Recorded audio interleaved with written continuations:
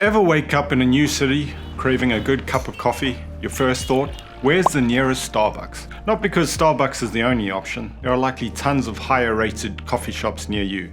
But it's the first one your brain serves up. That is brand salience in action. Brand salience can give your business far more than an edge. It's a kind of advantage that sets your brand head and shoulders above the competition, making yours the go-to choice for whatever it is you're selling. And as you can imagine, it can be a huge driver of growth. Think of brand salience like a highway in your brain. Okay. The brands that come to mind first are like well-played, wide roads, easy to travel and quick to access. Lesser known brands are like narrow, bumpy back roads. You might get there eventually, but it's not your first choice. The goal of building brand salience is to turn your brand into a mental highway, the one that's fast, direct, and gets chosen without a second thought. So how do you build brand salience? In this video, I'll cover why brand salience is a secret weapon in marketing. By the end, you'll know how brand salience works, how to build it, and how to find out if your brand is more salient than your competitors. What is brand salience? You've heard of brand awareness, which is how well people know your brand. But brand salience is more specific. It's about how often your brand comes to mind at the exact moment someone is ready to buy. It's more powerful than brand awareness. People are thinking about your brand right when it matters. One common mistake is to confuse brand salience with brand loyalty. They're not the same. Brand loyalty means consumers consistently choose your brand over others because they prefer it. It's about habit and preference. Think of your mind as a toolbox. Brand loyalty is a favorite, well-worn tool, one you trust and prefer to use. Brand salience, however, is the tool you can find instantly when you need it, right at the top of the box.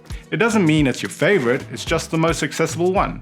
So building salience is about making sure your brand is always on top, the first thing people reach for when they need a solution. For example, you might think of Starbucks when craving coffee, not necessarily because you're loyal to Starbucks, but because it's the most salient option in your mind. If you need email marketing, MailChimp comes to mind, and that's brand salience. Brand salience drives sales. Here's why brand salience is a marketing superweapon. It short-circuits the decision-making process. Consumers are overloaded with choices, so the brand that comes to mind first wins. They're the one landing the sales. You don't just want awareness, you want to be top of mind when the time to buy arrives. But how can you make your brand stick in your consumer's mind so they recall it at the right time? The answer to that question comes down to psychology.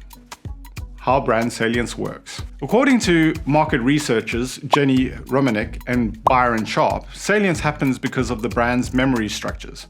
Think of these as the systems your brain uses to store, remember, and retrieve information. In a marketing context, they're mental associations your customers make between your product, their experiences, and your brand. Just do it. That's Nike. A brand connection like that isn't born overnight. Nike built that over time. And repeated exposure to a logo, jingle, or brand story is what makes a brand stick in a consumer's mind. So how do you build brand salience? The key is creating high-quality mental cues connected to your brand. Now, marketers have countless opportunities to reach people through TV commercials, social media, ad campaigns, banner ads, and content marketing. But simply being seen isn't enough.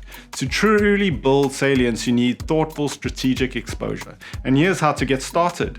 Number 1, nail your positioning. If you're trying to appeal to everyone, you'll resonate with no one. Instead, define a clear, ownable role for each of your products or services. For example, your lime sorbet isn't just another dessert, it's the refreshing summer treat. Meanwhile, dark chocolate is your cozy end-of-day indulgence. When you tie your products to specific moments, brand salience naturally follows. 2. Make distinctive brand assets. Distinctive brand assets work like memory glue. They help your brand stick in people's minds, even when they're not consciously thinking about it. Think of Nike's swoosh or the golden arches of McDonald's. They're so recognizable that they almost feel permanently attached to your thoughts. Creating your own memory glue, like a catchy tagline, unique logo, or a memorable color scheme, it ensures your brand doesn't just blend in with the rest. By making your brand assets this distinctive, you build stronger memory structures that last. 3. Own your category entry points. Category entry points are the specific moments or cues that trigger buying decisions. Think of scenarios like before a workout, during a commute, or after a stressful meeting. Your goal is to position your brand at the obvious choice in these moments. Build your marketing campaigns intentionally around these entry points, making your brand the go-to option. When you combine clear positioning, distinctive brand assets, and strategic entry points, you create these powerful mental connections that make your brand. So, how to measure your brand salience? You can't improve what you don't measure, so in this section I'll show you how to measure your brand salience. First, talk to customers. Ask what triggers their buying decisions. This will help you identify your most important category entry points.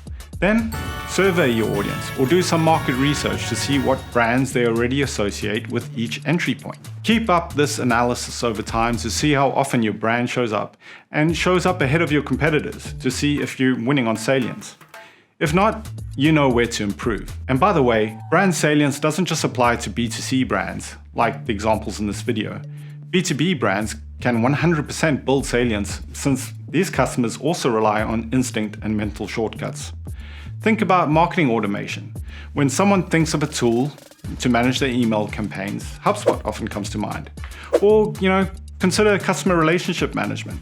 If a business needs to manage sales pipelines, Salesforce is frequently the first brand people think of. By positioning your B2B brand strategically and creating strong associations with specific business needs or pain points, you can build the same kind of top-of-mind presence as B2C brands. So whether you're in a B2C or B2B brand, aim to make your brand the one that comes to mind at the critical moment.